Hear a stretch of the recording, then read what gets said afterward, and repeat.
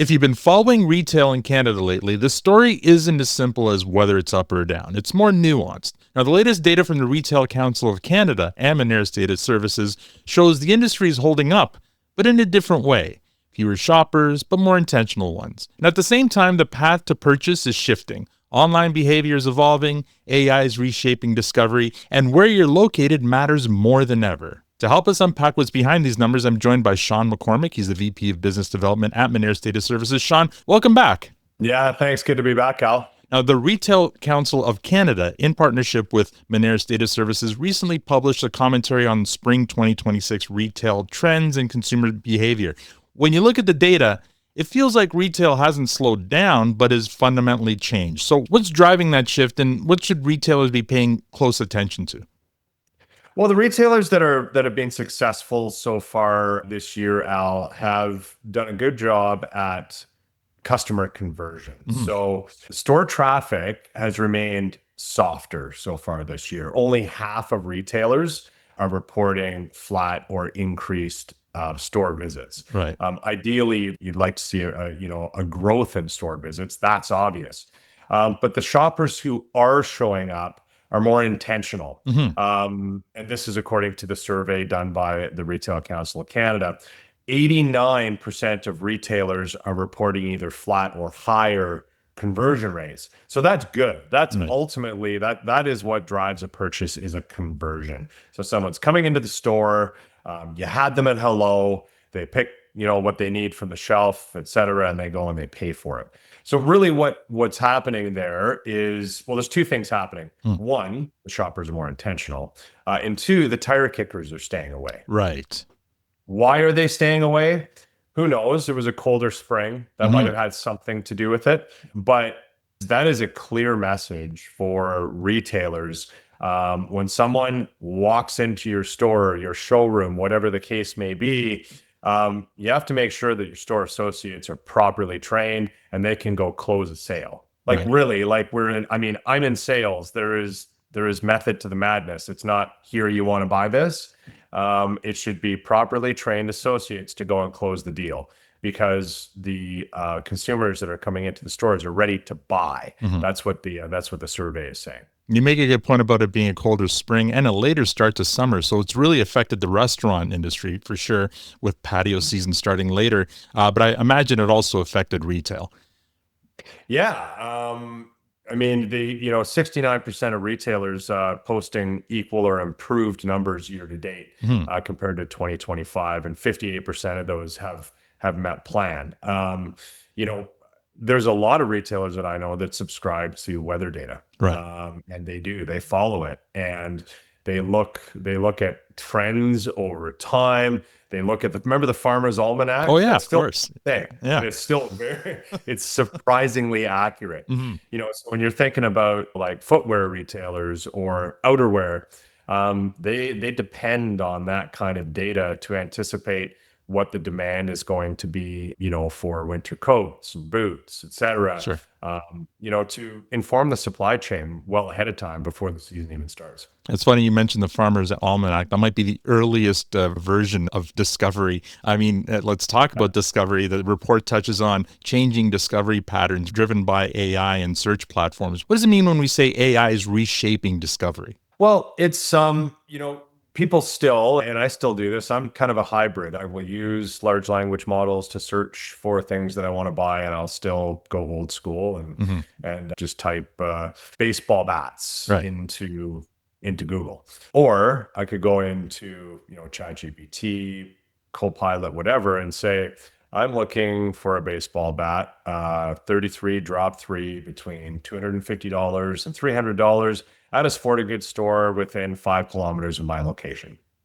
Two different ways to go about that. Yeah. What's changing right now is the retailers that understand that the content on their website needs to be discoverable by the large language models. So the content needs to be presented in a way that the large language models recognize it first.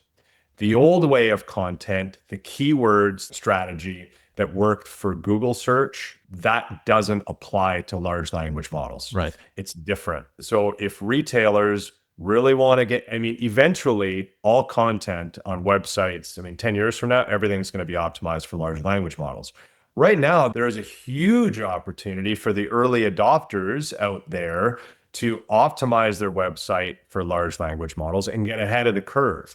I mean, by far and away, more consumers are still searching, the traditional Google, casting a really wide net for what they're looking for. But there are a lot of shoppers out there, a lot of consumers that are starting to understand how they can make large language models work for them, how they can make AI work for them. And there's an opportunity to capture that. And the retailers that are doing that, I think, are probably starting to see the benefits of that. And here's a little tip from a marketing perspective. All you have to do is pull up your favorite AI LLM, whether it's ChatGPT or Claude or Copilot, ask it about your business and see what it says, or ask it about your industry and see if you show up in the search. And if not, ask it what you can do to improve the LLM search for your business, and it'll give you a bunch of tips of how you can improve your website. I'll take that one step further, Al. Ask the large language model how your business compares to your competitors. Exactly. Yeah. Ask them what the difference is.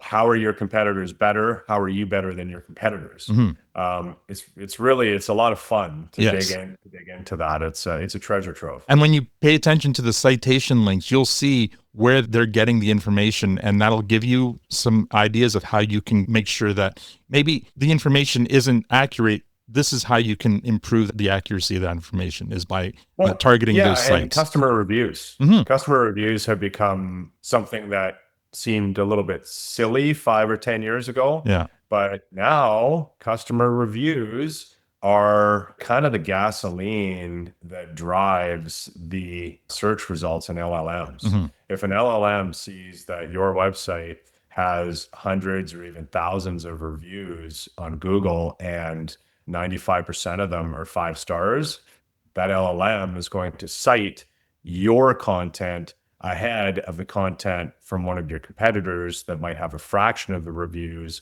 and a fraction of the 5-star reviews. Now, the report goes on to talk about regional differences and the growing gap between high-performing malls, for example, and struggling centers.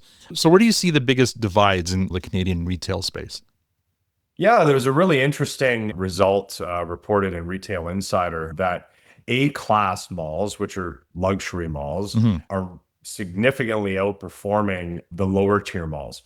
So an example is Yorkdale Mall in Toronto, which is, high end, a lot of, luxury brands are in there. They're averaging right around $2,400 per square foot in sales. Lower tier centers are having a hard time getting to $700 per square foot in sales. Now, that's a little bit of clickbait, with all due respect, because the average transaction size, at the Tag store in Yorkdale is going to be a lot higher than People's Jewelers, in a lower tier center. However, the dollars captured per square foot is significant. And if you talk to any of the commercial real estate companies, it's getting really hard to fill the empty spaces in these lower tier malls. Right. We could go in a lot of different directions on, the K-shaped economy, et cetera, et cetera. But the bottom line is that the demand is there for the malls that with the luxury tenants versus the malls with the lower tier tenants. A lot of these malls are losing their main anchor tenants because they're being they're shutting down, right? So yeah, how do you fix that? And I guess the higher end malls are less reliant on those anchor tenants. Yeah, because they have a lot of really large spaces. Again, using Yorkdale as the example, you walk through Yorkdale, there's no small stores. Right. Yeah. They got the massive storefronts. It's a really cool customer experience when you walk through there. But yeah, you got to take out a mortgage to shop there. That's the thing. Sean, where can folks learn more about what your team at Moneris Data Services are up to? Dataservices.moneris.com. I'm also on LinkedIn. Anybody can reach out to me anytime. All right. Thank you so much for your time today.